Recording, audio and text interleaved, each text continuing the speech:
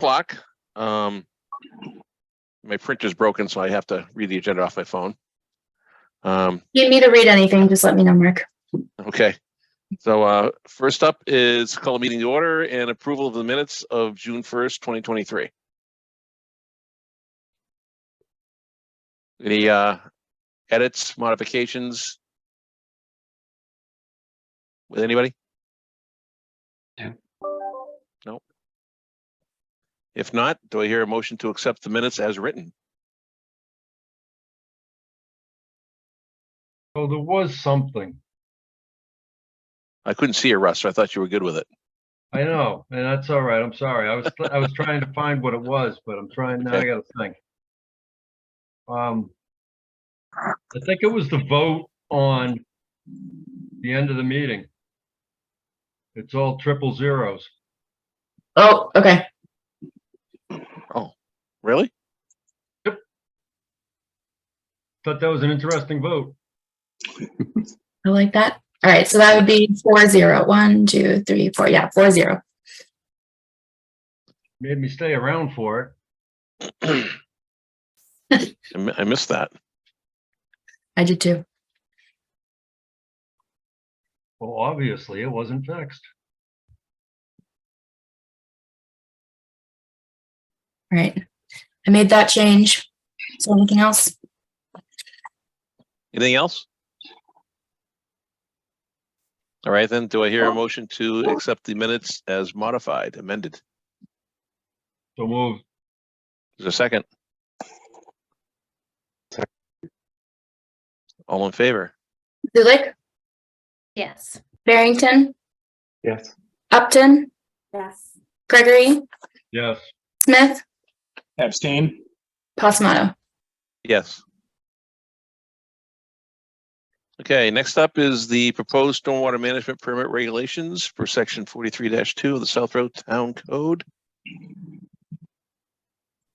Yes. So for those who are newer to the commission, at the most recent town meeting, we made some kind of substantial changes to the stormwater bylaw, not necessarily in content or regulation, but we changed some of our thresholds to be a little bit more consistent and equitable throughout town.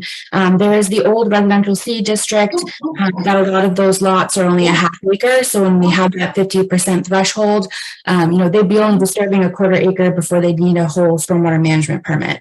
So we changed some of those thresholds after looking at some of adjacent communities, seeing kind of what they have as their standard thresholds and how they promulgated these regulations, whether it was a committee or a department and where it went in the bylaws.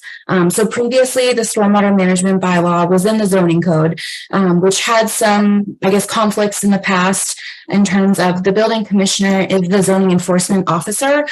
So technically they would have the ability to waive bylaws. The commission would be able to appeal that decision at ZBA, but it seemed a little kind of backwards in terms of the commission is the only one who kind of promulgates, enforces, etc. the bylaw. So we had a successful vote to remove and replace the stormwater bylaw, so taking it out of the zoning code and putting it just in the general bylaws. So we had to do a two-part process, one to remove it from the zoning code, and then the second vote that was successful was to insert this amended bylaw into the general bylaws. So because this is a brand new bylaw, it's now chapter 154 in the town code, so not under the zoning code, we need to have these regulations, otherwise we really can't issue permits without regulations because there's no standards. So the rules and regulations that we have proposed are the ones that we kind of worked backwards at first in terms of we wanted to make sure we had the content, which is in, the scientific aspects of it, which are more reside in the regulations than the bylaws. So we really fixed the regulations first before we made those edits into the bylaws. So the regulations that we have in front of you, for those who have kind of been a part of the process, they're very much exactly the same, minus the fact that I did put in the change because it was under the zoning code previously. Zoning public hearings need to be posted in the newspaper 14 days in advance for 2 weeks prior. So basically it goes in twice over a 2-week period. while our wetlands permits only go in once a week prior. So I did change it to be more consistent with our wetlands bylaw and having it only in the newspaper 1 week prior. So for those submittals that overlap for both wetlands and stormwater, we now can actually get them combined in a public hearing notice and posted in the same place. Because previously, because they had to be 2 weeks in advance, our deadline for stormwater and wetlands permits were separate. So sometimes we were getting applications for the same project, but in different phases. It's kind of a burden on the applicant from a cost wise, especially when it was a small residential property, because the fee to post in the paper can, when it's 2 weeks, can be upwards of $400. It's very expensive. So kind of whittling that down to be consistent with the other permits that we issue in those public hearing deadlines. But then other than that, the kind of previous changes we had made was those thresholds. So we kind of have a strict 1 acre kind of hard permit for a full stormwater management permit, and that anything between, I think, a half acre and just under an acre, we have those kind of administrative approvals that I will issue through, or not kind of issue, but oversee through the building permit process. So when they apply for a building permit online, we have our Viewpoint online permitting system, and any project that has basically an outside alteration or ground alteration, whether it be a shed, a deck, etc., gets assigned to me to review for building permit approval. So if it's a larger addition, we now have the ability to address some of the most common concerns that we have from abutters during projects like that, really just best management practices during construction. So allowing us to require erosion controls, for projects that are working on steep slopes but don't trigger a full stormwater management permit. Things like putting in a construction entrance so dirt isn't getting into the roadway, and just having a little bit better enforcement to control stormwater during construction when sites are unstabilized, and you have kind of close proximities, big rainstorms, etc. So that's kind of the biggest change with the thresholds overall between the bylaw and the regulations. And then because we moved it out of the zoning code, the appeals are now going to go to Superior Court. You have a question, Mark? Yes, take a breath. Okay. Oh my gosh. I know it's a lot. Some of you know everything. I'm getting out of breath listening to you. I know. I didn't want to spend too much time because a lot of us have seen it, but some of us haven't. Okay. We good? We're good, but I just wanted you to take a breath. I don't want you to pass out. Maybe that's fair at this point. No, just kidding. Okay. So the other specifics besides the kind of regulatory aspects was updating just to kind of current industry standards. So rainfall amounts, the rainfall amounts that are now being used are more indicative of the changes that we'll see with increased rainfall because of climate change. Because it's not in the zoning code, the town clerk doesn't have to attest that the appeal period is over. And then there's just really a lot of formatting issues. So the bylaw or the regulations might look incredibly different, but that's really just because I cleaned up the numbering and the formatting of it, so that when we create kind of a better checklist, it's not so dense for applications, because the way that it was before, it was misnumbered. It had wrong sections. It had sections and incorrect sections. It had sections that weren't there or titled. So, the nitty gritty in what we are reviewing is staying the same. Besides, kind of the type of applications that come are now only going to be an acre and above, we included some roadway projects if they're widening the road, because that's kind of a large increase of impervious. But other than that, that's kind of where we are. If there are changes that we would like to make and approve tonight, if we do make any changes, then it will just take 7 days for them to come into effect, which I don't see as being a problem. If we approve them tonight, they'd be effective immediately because we already did the 7-day posting. It's a weird town bylaw, but it allows us to still approve them tonight, but just have a delay if we amend them. I think that's it. My spiel is over. So a butter notification, Mm-hmm. right? You mentioned other things to think about for future that would require bylaw amendment. Yep. So it's currently set to 300 feet. Wetlands is 100 feet. Yep. So that would be an amendment to the bylaw. We can't make a change in the regulations. Right, so that was something, and that's only because that definition is within the bylaw that I found. So because the certified list of abutters, the definition states 300 feet in both the bylaw and the regs. It's just something as we continue to go through this and we kind of realize that, there's some other things that we could fix up. We were really focused on the zoning and the thresholds, just to kind of, if we want to make it more consistent with our other permits that we issue, is there a benefit of having the 300 feet or is 100 sufficient? Yeah, I didn't realize that. And that's a cost burden, right? So something to think about in the future. Yeah, and I think, and I'll double check, I think plannings are 200, I want to say. I think ours were the largest. It certainly gets confusing if this is 100, that's 200, then there's other things 300. Yeah. It becomes a popsicle headache. Yeah, usually when people submit joint applications, both wetlands and stormwater, they just do 300, they don't do two separate mailings. Yeah. They just put the notice in both, but if because we kind of changed some of the thresholds to be a little bit more inclusive, it might make sense to lower it to the 100 or even 200. Okay. Well, we can Yeah. table that and deal with that in the future. So, Yep. all right. So tonight we need to vote on the regulations. So Oh, I given lied. everything that Melissa just ran through, are there any questions? And I'm happy to go over these with anyone, whether we approve them tonight or not, just for kind of your own edification moving forward, because it is a lot of verbiage. You sent them out. Yeah. So did everybody have a chance to read them, review them? Are they okay with them?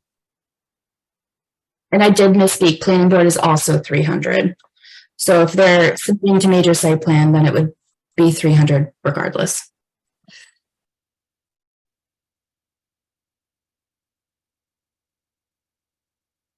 So do we want to move forward tonight with promoting the regulations? I'll make the motion. Thank you, Ben. Is there a second? Second. Okay, all in favor? Zulik, Yes. Barrington, Yes. Upton, Yes. Gregory. Oh, Yes. so I also, sorry, not to interrupt. Laura just gave me a quick reminder that because this is a public hearing, we should ask the public if they have any comments. Okay. Before we last vote, Before. Sorry. is there anybody from the public here that would like to make a comment or question or anything? Please raise your hand and Melissa will let you in. Not expecting anyone? Nope. Okay. Okay, we can continue. Smith, Yes. Pasamato. Yes. Thank you. Sorry, guys. Okay, thank you. All right, next up is, let's see, notice of intent, 65C School Street, map 75, lot 83. Construction of a single-family residence with associated site improvements. Let me find.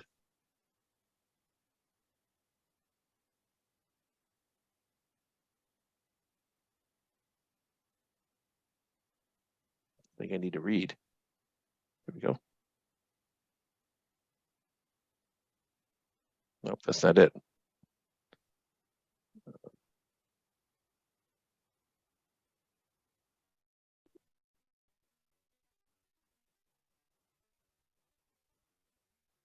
So in accordance with the Wetlands Protection Act, Chapter 131, where the rest of the words? You need me to read it, Mark? Do you have it handy? Yep, I do. All right, thank you. Yeah, in accordance with the Wetlands Protection Act, Mass General Laws, Chapter 131, Section 40, and the Southborough Wetlands Bylaw, the Southborough Conservation Commission will conduct a continued public hearing on Thursday, June 22nd, 2023 at 7:10 p.m. via a virtual Zoom meeting. The commission will consider a notice of intent for a project located at 65C School Street, map 75, lot 83 for the applicant Nick Bertnazzi. The project description is to construct a single-family residence with associated site improvements. I see Zach is here.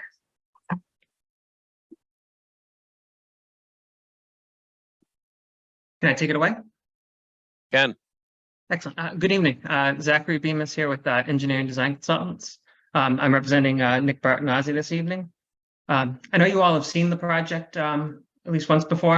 Just to recap, it's on a dead-end private road off of School Street, and it backs up down towards the railroad. The current lot is a mixture of woodland and maintained grass lawn.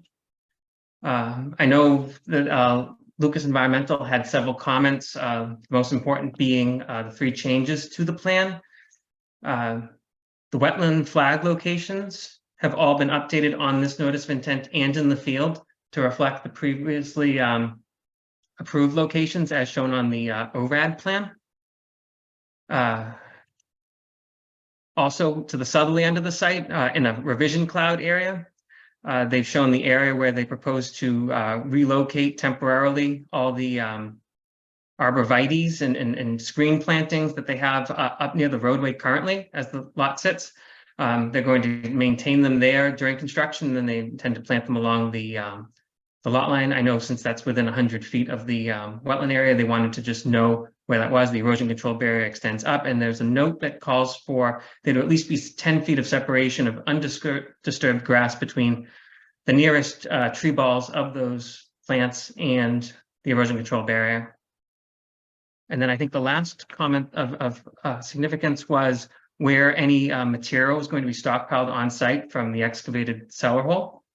And if anything does need to be maintained on site, they're going to be putting it beyond the 100-foot limit. There's a call with a lead or two just along the westerly lot line, and they intend to stockpile anything there from the hole. And anything that does get put up, if it does, they will put a silt fence at the toe of slope.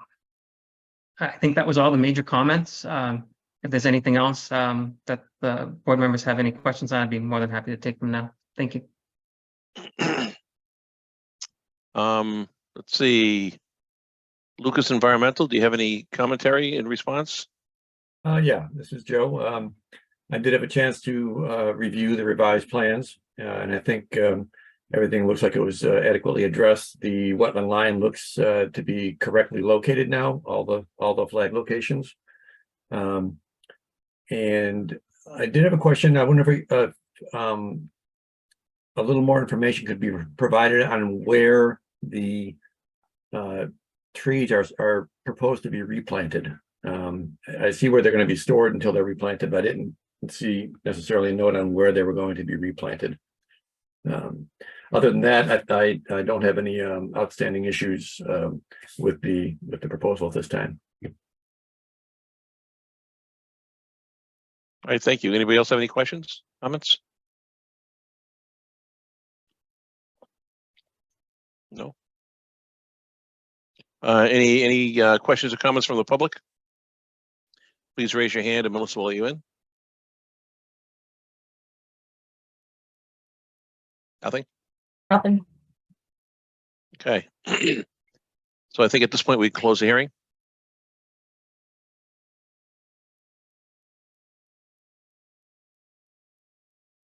So moved.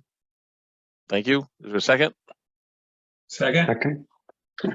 All in favor? Sorry, Barrington, Yes. Upton, Yes. Gregory, Yes. Smith, Yes. Rossington. Yes. All right, thank you. Thank you very much. I'll probably get this to and Peter either tomorrow or Monday at the latest. Okay, thank you.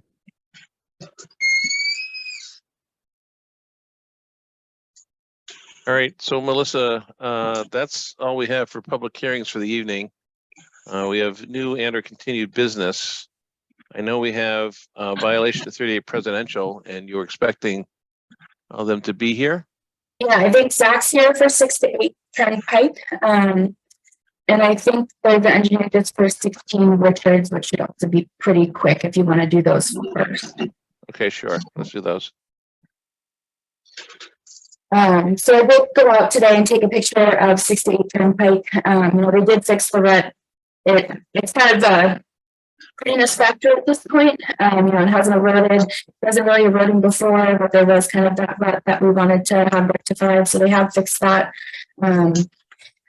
I think just with time, it'll continue to grow grass, but with all the rains, I haven't seen any washout. I don't know if anyone else has. I did upload a picture to the Dropbox of it from today.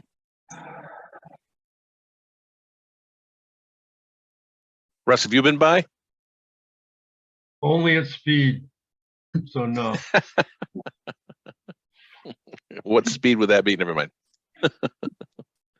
Okay.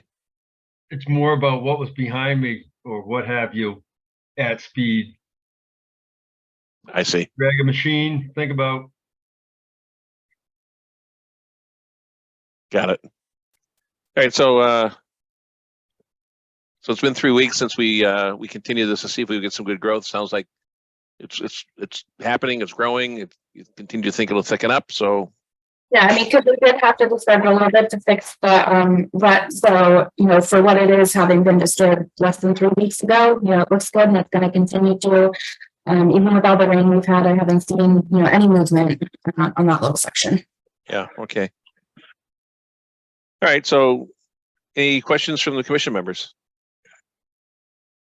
No. All right. So do I hear a motion to go ahead and issue a certificate of compliance for 6 to 8 Turnpike Road? So moved. Second? Second. Zulik, Barrington, Yes. Upton, Yes. Gregory, Yes. Smith, Yes. Fasenado. Yes. So we also have a stormwater management permit on this as well. That's what we voted. Yeah, it's just stormwater. We didn't have a wetlands. one. Okay. I'm sorry. The very few that we only had stormwater on. So for stormwater, we issue a certificate of compliance. Yes. So similar COC to wetlands. Yeah, I made pretty much the same. It looks almost exactly the same. Got So it, okay. it's recorded against the SMP, so we have the same kind of process.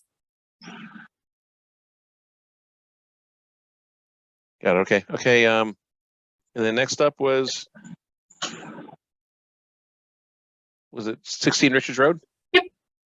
So this was just an old septic repair replacement that Laura and myself have been going through some of the old permit decisions and checking first the septics, checking Board of Health files if they've been closed out with Board of Health, and this is one that had been. So we reached out to the engineer who very quickly got in contact with the owner, who was still the same.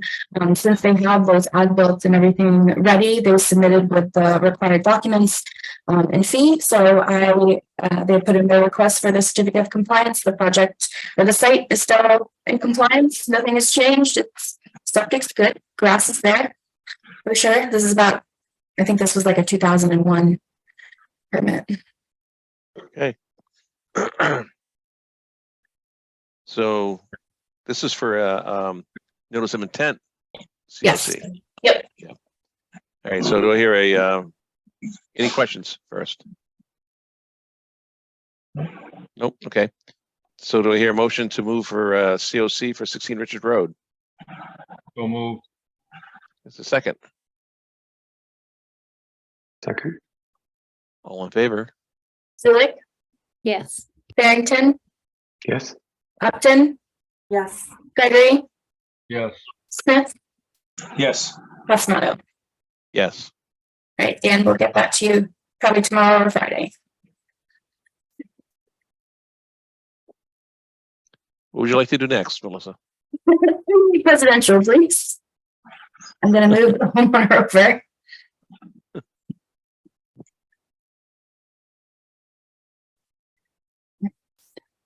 Just rejoining.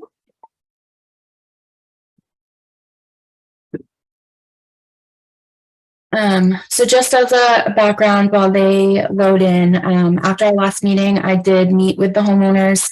I think that following Monday, we kind of went through and took a look at the property, get a better understanding of, what they had done and what they plan to do. I'll let them kind of go over that a little bit more, but I want to thank them for being so communicative and kind of working with us. So I'll let you guys kind of explain where things have been and what kind of you've been doing, if that's all right. Yeah, sure. Thank you. I just want to say good evening, Agent Deza and also commission members. Before we start the brief description of what we're doing or trying to do, I just want to say that, as you can probably tell, although it's on Zoom, that we're having a newborn with us. So we apologize if there's any crying while we're at the Zoom meeting.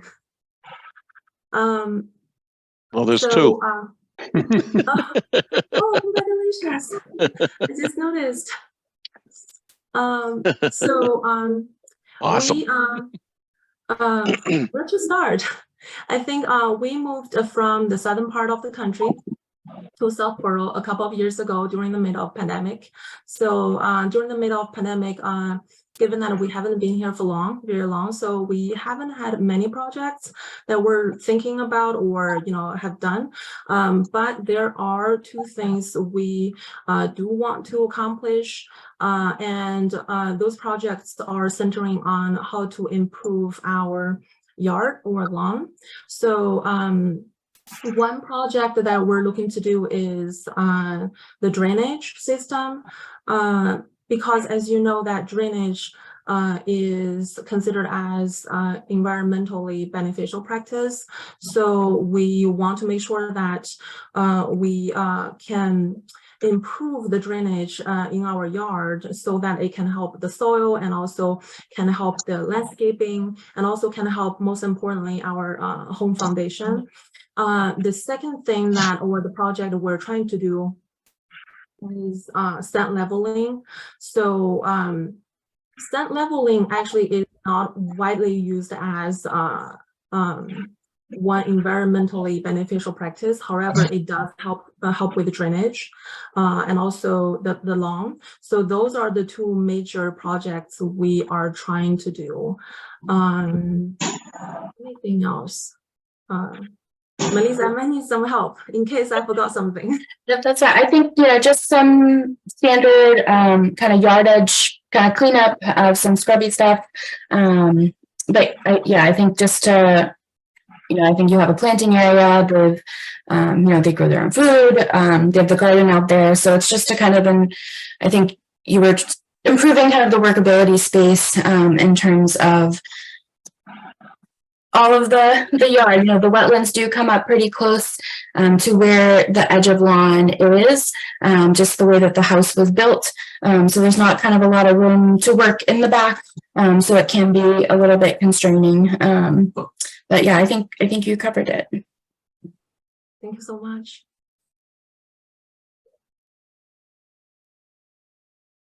Do we have any questions?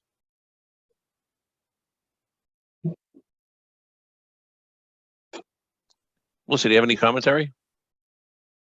I think, I've been talking with the homeowners, I think some of the sand that they were trying to do for the leveling and some of that drainage, is kind of into the wetland resource area.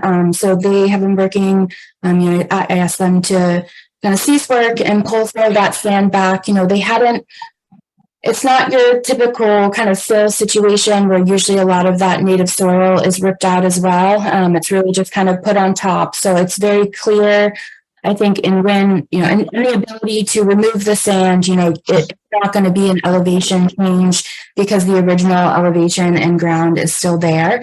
There's some clear wetland vegetation. I think it would be pretty easy for the commission to set up a boundary of kind of a don't pass here, both based on vegetation and just the slope cut that's right there. But, it's kind of up to the commission of how much you want to understand of the areas that were impacted, or if you want a more defined kind of limit of lawn boundary of, this is kind of as far as you go, and moving forward, there's nothing past this. I talked with them about, doing some restoration in terms of native plants. I sent them my preferred plant list. So it's kind of up to the commission if what path they want to take. If we want to try and, I can work with them in making a plan and kind of with commissioners, whether it's us putting stakes in the field, or having them get the wetland scientist to come out, delineate that boundary, and kind of create a more cohesive site plan in terms of the restoration, but also to help them with some of the drainage. Because I think they have concerns of the water going into their basement, their foundation, and just trying to get that away, but also making sure that it's filtered appropriately since the wetland edge is right there. So I think, they've been extremely communicative. So it's really up to the commission on kind of what exactly you want to see. It is kind of the whole length of the backyard. It would be, I think, beneficial to know exactly where the boundary is. But I think, there's a way to have them pull out the sand and us kind of saying, yes, this is where you're stopping. It's kind of clear that the wetland is here.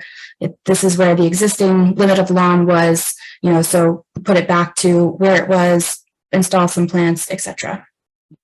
Yeah, Melissa and also commission members, if I may add just one piece of information. So as Melissa mentioned, because of the project, the purpose is sand leveling. So we currently have the sand all piled at one spot, but that's not, the permanent plan.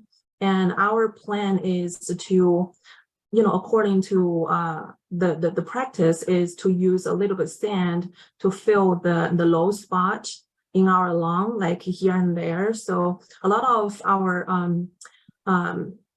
actually our lawn, starting from the high point, has a lot of like dips. So we would just need to transfer those sand by bucket into those dips area, and then use rakes to rake them flat. And that's the purpose. So basically, our goal is not to fill the sand in anywhere near the wetland. So I think I want to make sure that we're clear on that. So do we have a previously identified wetland for this lot on file? We do when We the house was built, yeah. Yeah, we should. And I think in the Dropbox, I put the located plan that I'd sent to them when the permit was amended for the pool.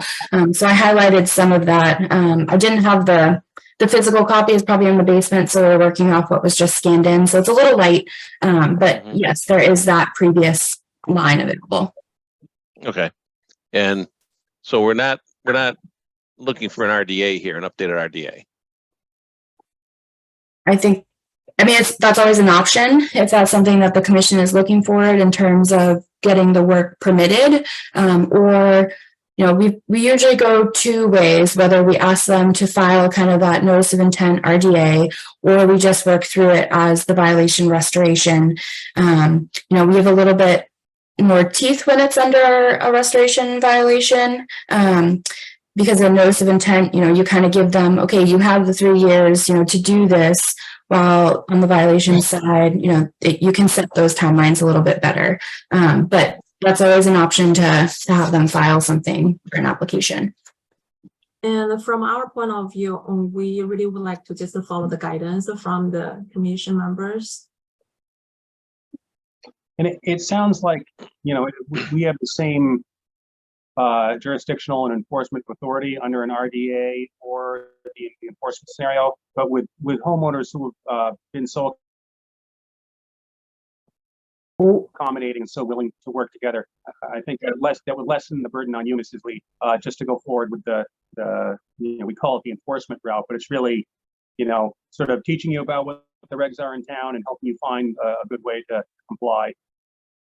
That would be my preferred route from the permitting standpoint. And then Melissa, your suggestion of working with them to identify the previous extent of the lawn, and keeping these, the minor lawn maintenance changes are, allowable, I think, in making sure that work that extended beyond that footprint simply gets restored, and some native plantings, I think would go a long ways towards making that happen. And, you guys also have Joe. If you wanted to pull him in on this, we can go out there as well, and go that route. So we kind of have a middle ground of, we have the professional with us, that can assist, and then get us a kind of a better understanding of what's there, to come to a more mutually agreeable, if that's something that the commission is interested in. So that was in the back of my mind. Leveraging Lucas Environmental to maybe go out there and take a look at, where the wetland line is now, as opposed to putting a burden on the homeowner to, hire an engineer, get an engineering plan based on the work that they plan on doing it. Right. It's basically some backyard work. We appreciate that. It's not, it's not constructing a pool. It's not constructing a deck. It's not putting in a shed. It's, like, what can we do to, enhance our yard to the extent that we can enhance it? Joe, is that something you can do? Yes, I could go out and take a look and see what the extent of the wetland is based on, taking a look at the soils and vegetation that's out there now. Probably, meet with Melissa, that maybe possibly at the site and take a look at it. Yeah, I don't know when this house was built. 96 or 8, I think. It's not that old, terribly old. Yeah, so that's the last time the wetlands. 1994. Yeah, 94. Yeah, it's That's the last time the wetlands was been a while. in a while. And that might be the thing to do, just to get a baseline as to where we think things are. Anybody disagree? No. Elizabeth, can we see the front? Oh, there we go. So Look at cute. that. Hello. How old is the baby? She's 6 weeks. Oh, mine is 5 weeks. Ah, we'll have to connect the Wow. outline. They'll be in school together, playmates. Yeah. Yeah, so I can definitely, compare calendars with Joe and the homeowners, so we can kind of all meet out there and kind of discuss a little bit further before our next meeting in July. Yeah, thank you so much. We really appreciate the guidance and advice from the commission. Thank you so much. Welcome to town. Thank you. Right? Okay, so I think that's our next step. Okay. Okay, very good. All right, so I'll touch base with you probably next week, and then we'll go from there. Sounds great. Thank you again. Thank you. Bye-bye. Bye.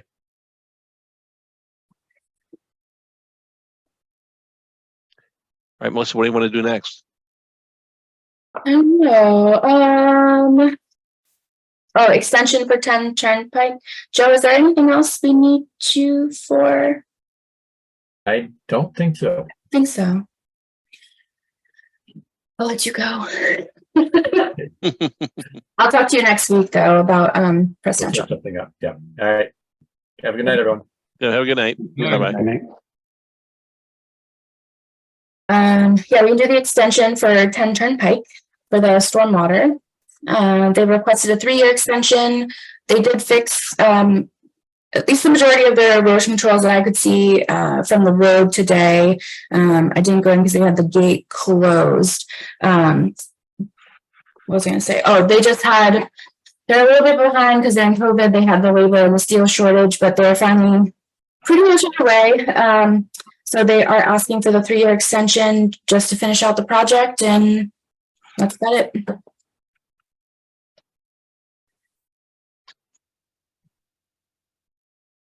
Any questions, comments?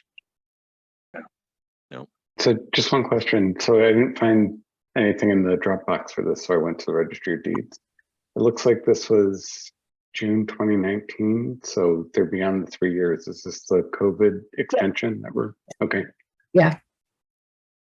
It is, and this is for people who aren't familiar with the project, it's going to be a U-Haul storage facility. So it's an existing building that they're doing in addition to, and you're going to be able to drive through it. Nice. Yeah. Okay. The little things in life. All right, so do we hear a motion? Any discussion?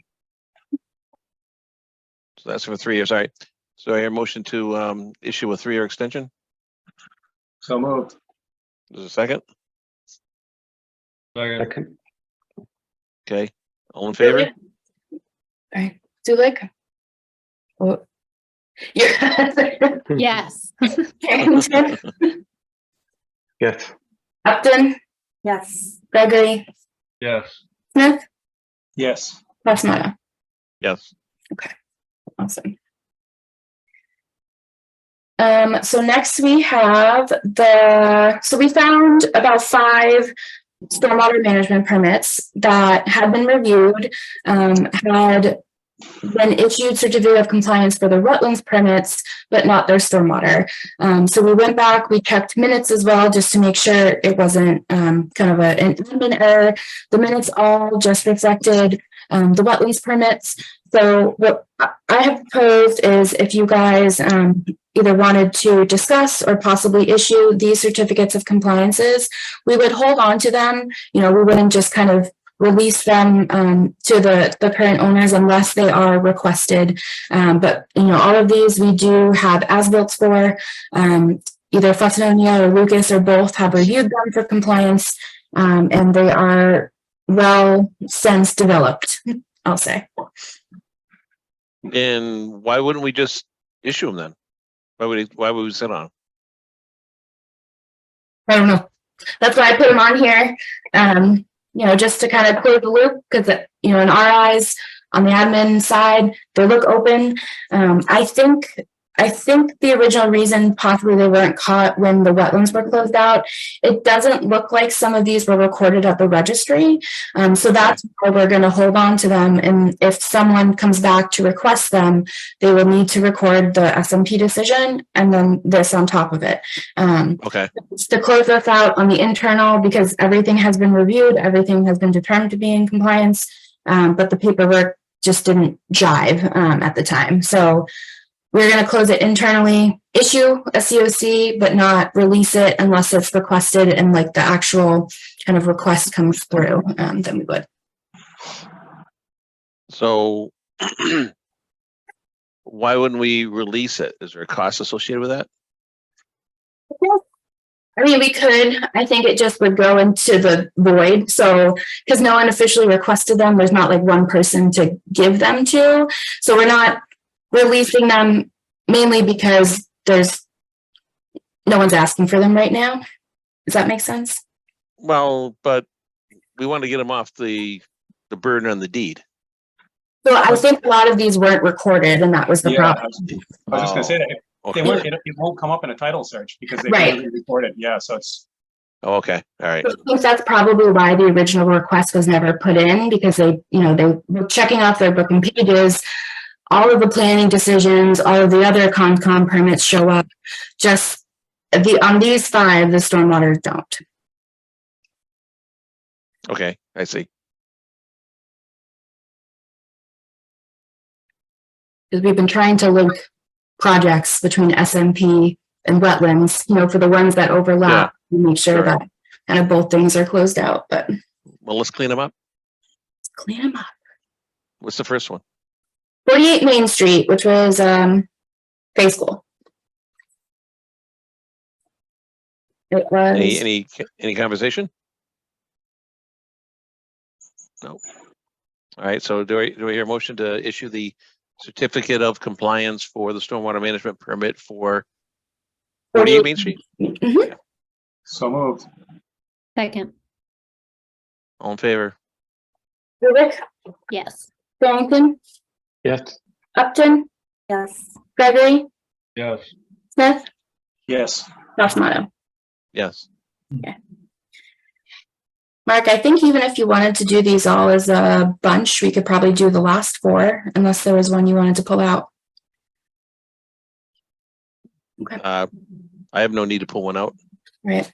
So they are the stormwater permits for 185, 191 Main Street, which is also Faith School Athletic Fields, 28 Newton Street, which I think is Southborough Medical, the Quan property for expansion of the existing garage, 5 Burnett Road, which was a single family home, which we issued the COC in 2020, which was recent. So that had been doubly confirmed, I guess. And then 0 Deerfoot, which was Estates at Deerfoot, aka Kenley Lane, which all of the So- individual and whole ones are.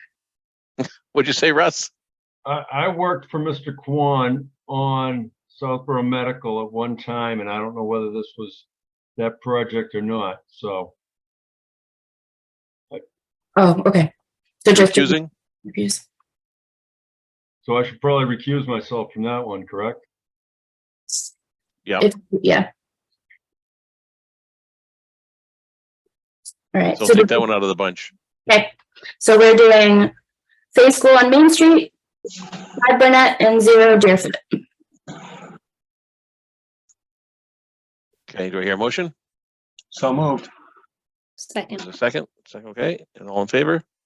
Zulik, Yes. Barrington, Yes. Upton, Yes. Gregory, Yes. Smith, Yes. Passamato. Yes. All right. And then the 28 Newton Street, Southborough Medical. Mr. Gregory's abstaining from this, or recusing himself. So is there a motion? I'll make the motion. Second. All in favor? Yes. Barrington, Yes. Upton, Yes. Smith, Yes. Passamato. Yes. All right. The next item was Butts and O'Neill, the contract and revised fee schedule. So our town contract, and it's not specific to just Concom, so we share it between Concom and planning. And they has expired. So they've sent it to Mark Purple. And we are providing feedback, as is the planning board, next week on if we would like to continue our contract or if there's any appetite to put it out for a request for quotes, because it has been a while.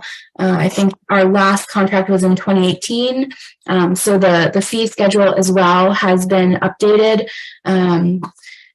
Before, the normal fee schedule for an SMP that was also being submitted with major site plan or LID was $2,700. And now it's got a pretty steep increase because it's been 5 years. It's now $4,300 for just a stormwater application. No other applications to town departments.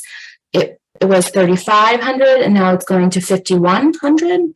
And then any amendments to stormwater permit used to be $1,000 and is now proposed at $2,800.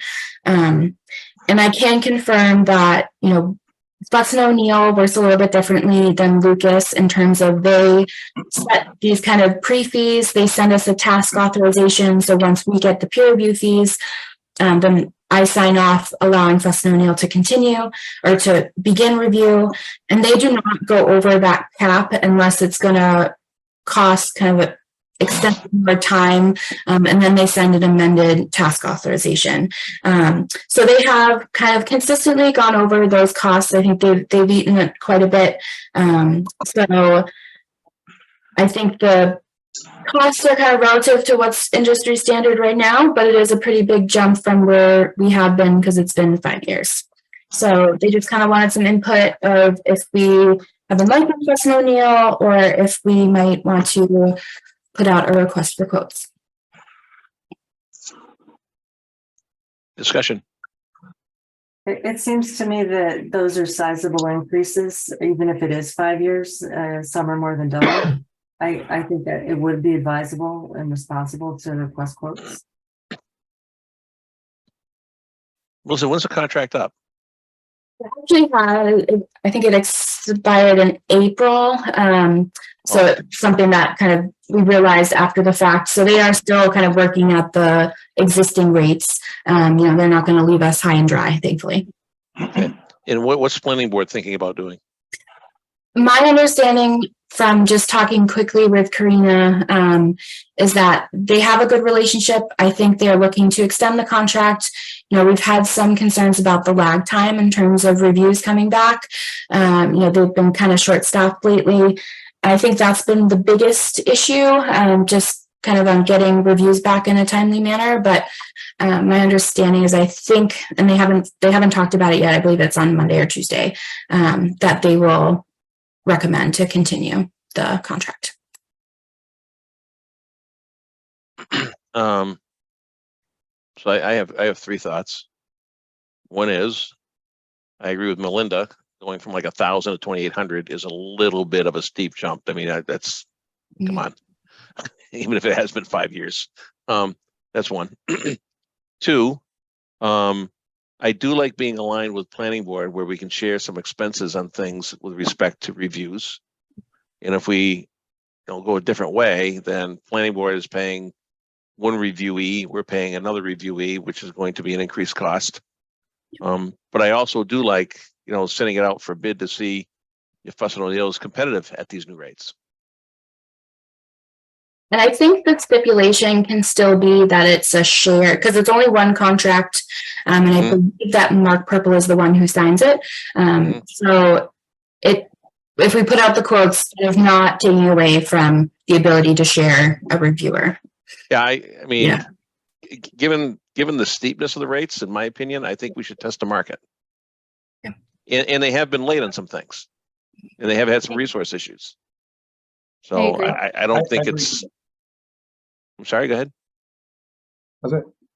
I agree with what you said, Mark.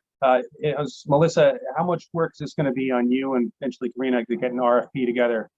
I don't think too much. I don't want to eat my words, but if that's what the commission is looking for, in the planning board as well, Mark Purple was the one who threw it out of, do you want an RFQ or would you like to continue? So I think we'll get assistance in this.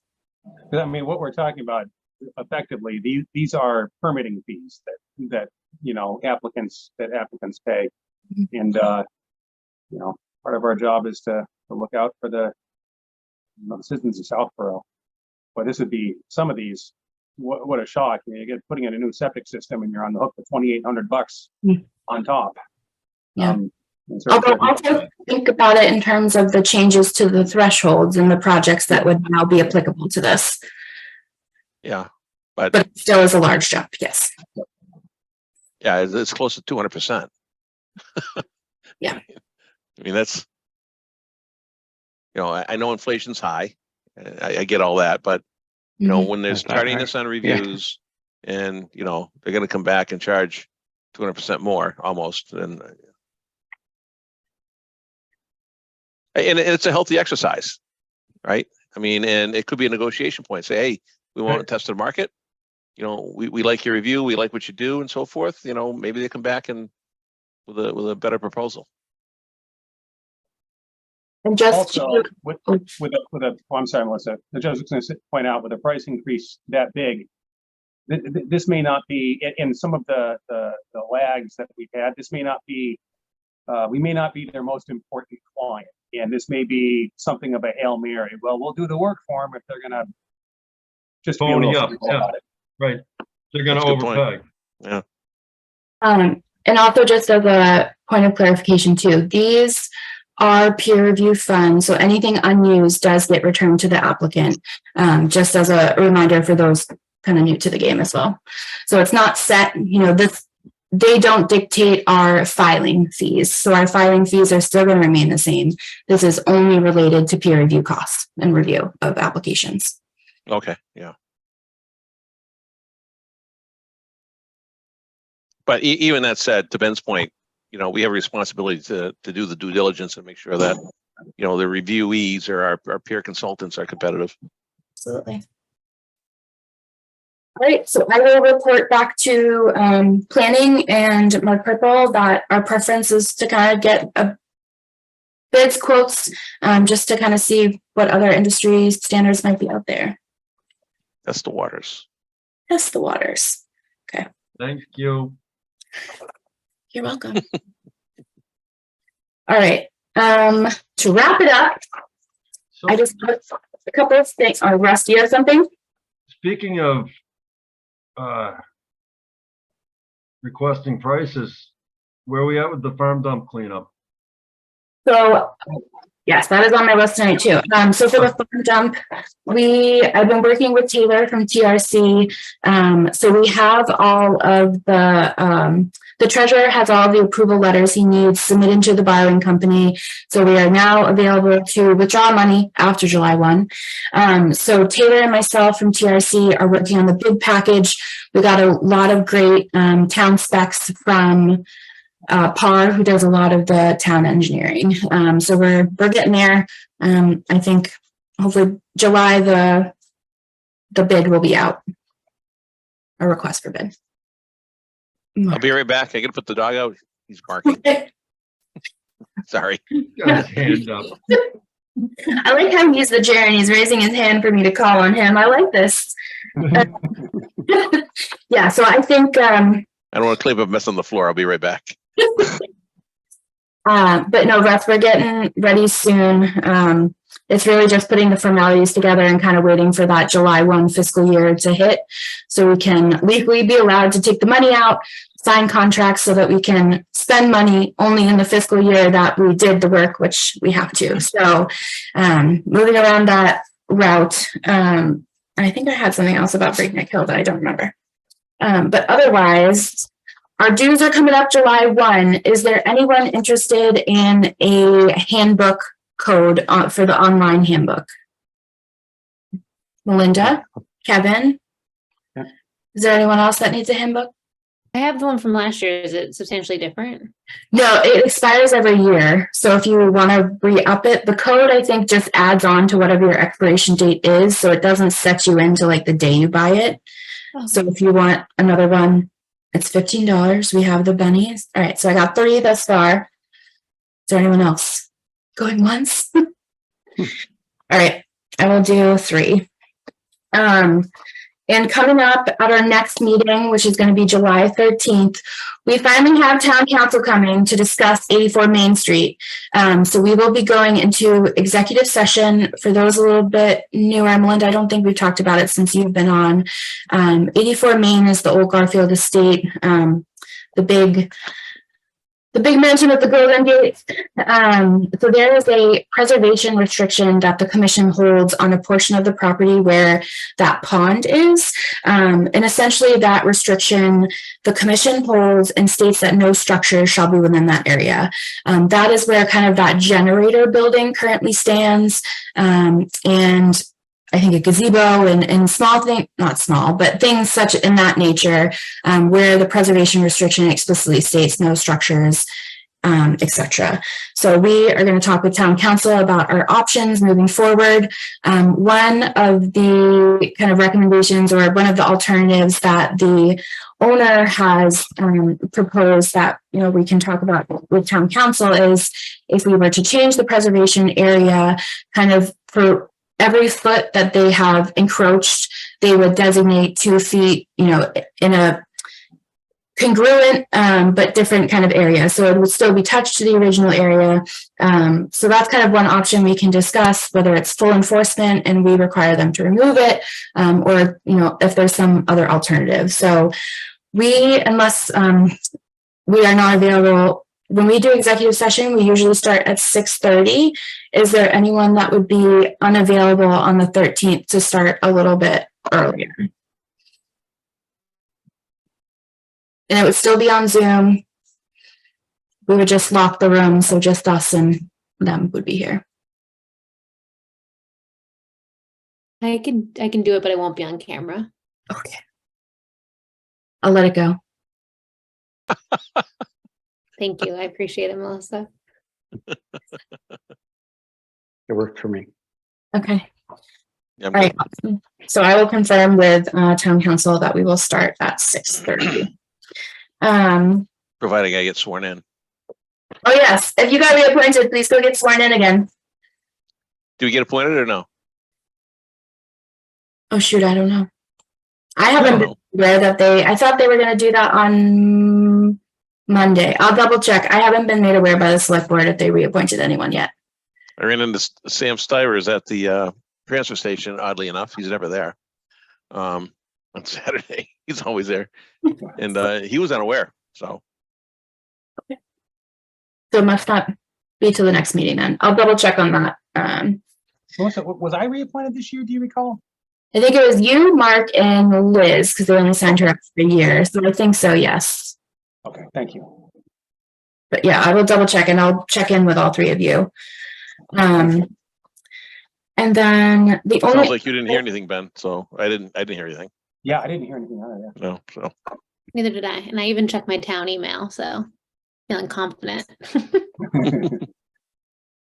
just don't know how the board would function without me, really. So, for the commission. True. So true.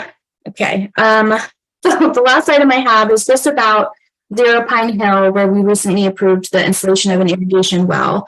So I found out recently that they installed the irrigation well, but they also, a little bit of change in the plan is instead of using a portable generator, they installed like a small kind of, I don't know if it's 2 panels or 1 panel technically, solar array that is kind of mounted about 5 feet away from the well. I did upload, I think, 2 pictures on Dropbox. I just kind of wanted to bring it to your attention if there's something that the commission wanted to do in terms of this change in plan, or if the kind of written notification after the fact, you know, it definitely hasn't caused any impacts, and the well needs to be powered. And this is kind of a nice, greener, sustainable way than a gas powered generator that they'd be lugging over there every once in a while.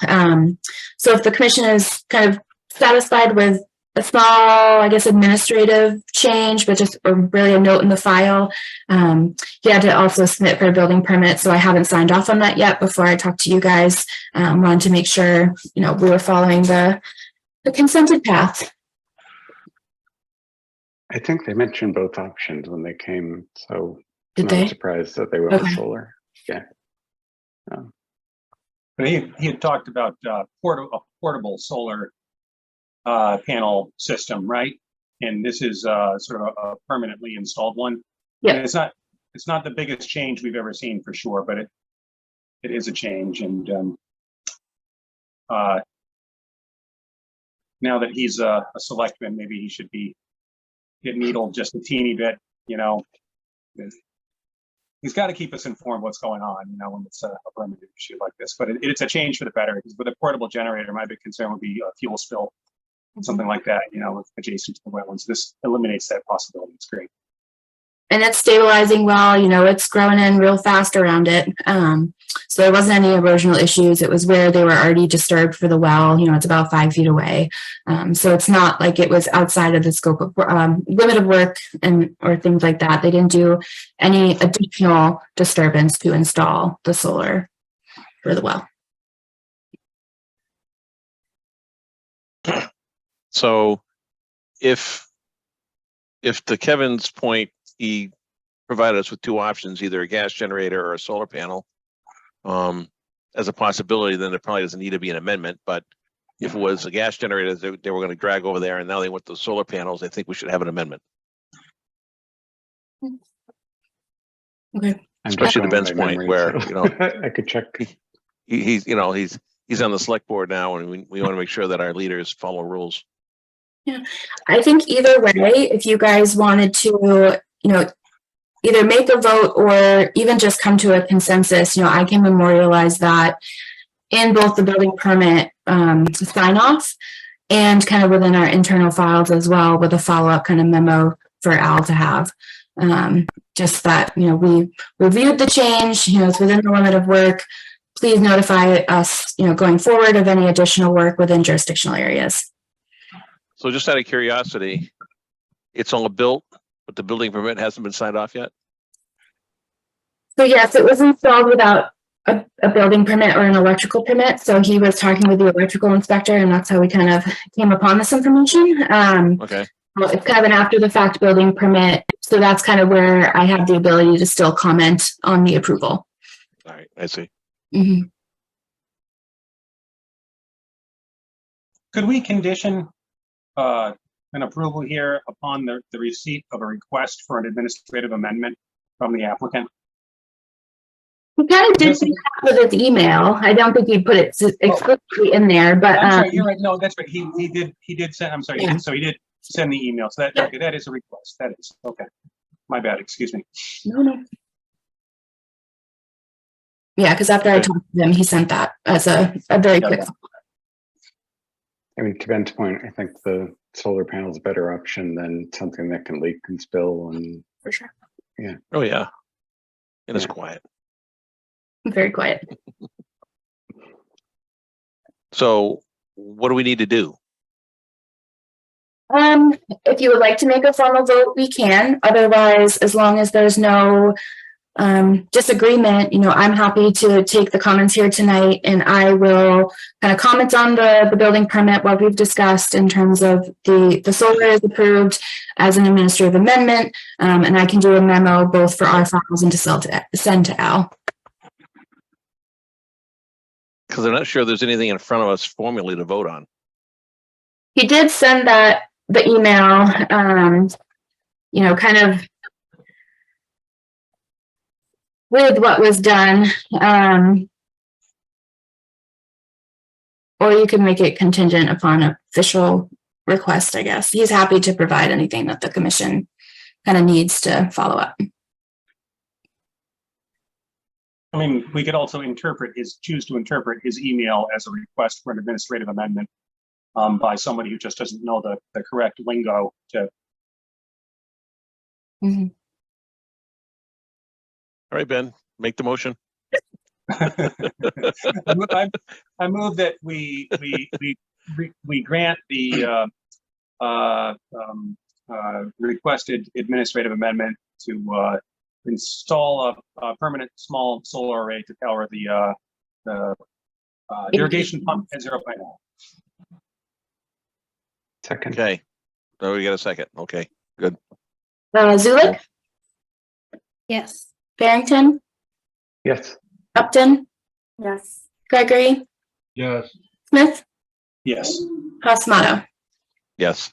All right, and before we hightail it, we have to issue the order for 65 School Street.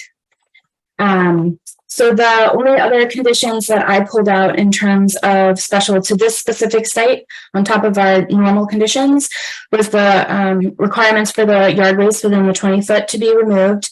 Stockpiles are outside the 100-foot.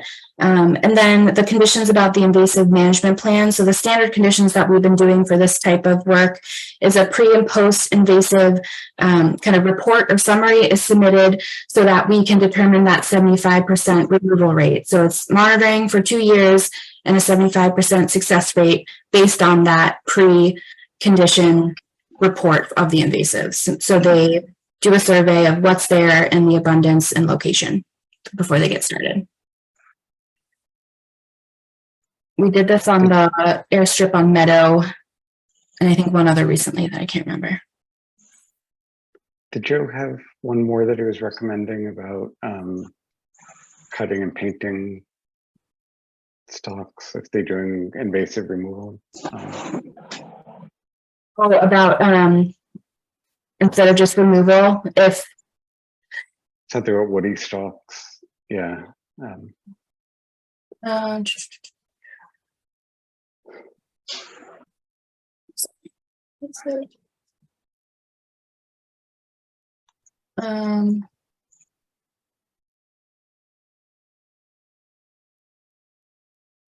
Let's see. Ellie recommends that should any woody stems within 20 feet of the wetland be encountered that are too large to be pulled by hand, it may be more appropriate to cut the stem and paint herbicides onto the cut stem. If this proposed, any herbicide application should be conducted by a licensed herbicide applicator. Yeah, so I think what we also do is that the final invasive mitigation plan. So the pre and post invasive management report shall be submitted to the commission and determine the track of effectiveness of the invasive removal. The report pre-treatment shall include dominance rates and types of invasive currently present. Any changes to the invasive removal shall be reviewed and approved by the commission or its designated agent. And we can make the condition, yeah, if there are that large woody stalks within the 20-foot to be reviewed, and the use of herbicide is allowed given that it's a licensed applicator. Or we can have them call it out in the pre-report and then determine it from that way.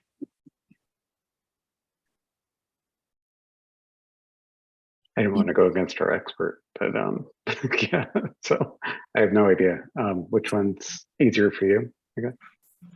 I think if we better specify what shall be in the pre-construction report and have them outline the removal types based on the location and dominance rates and, you know, where they are in the buffer zone.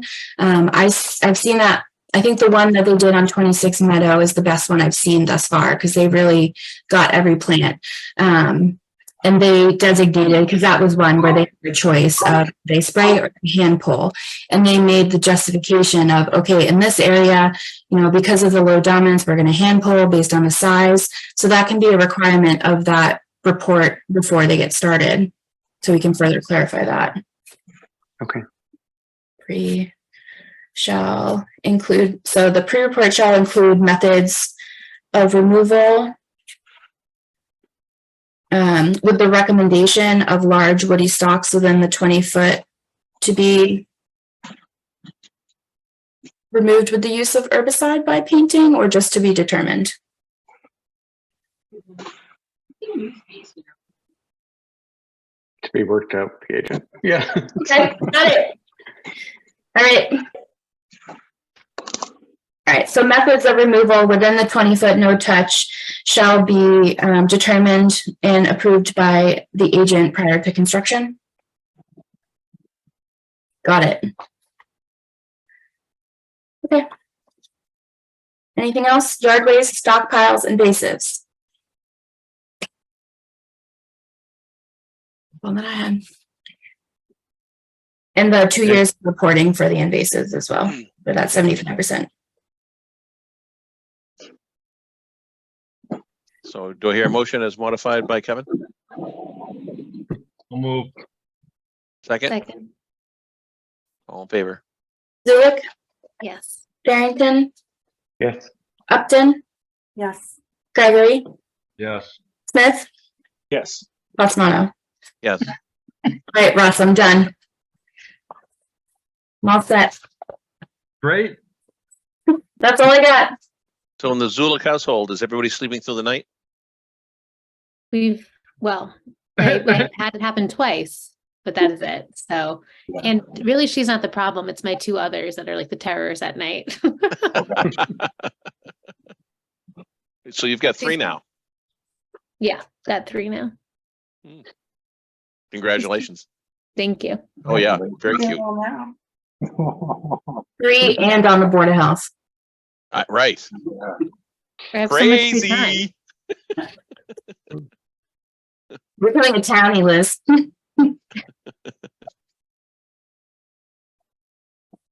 right, do I hear a motion to adjourn? So moved. So moved. The second, third, and fourth, I think. Okay. Zulik, Yes. Barrington, Yes. Upton, Yes. Gregory, Yes. Smith. I'm sorry. Yes. Yeah, okay. He froze. Pasamato. Yes. All right. All right, enjoy the summer. Thanks, everybody. Thanks. Right. You Right. too. Have a good night, Good everyone. night. 6:30 on July 13th. 30. Got it. Good reminder. Thank you. All right, bye guys. Bye.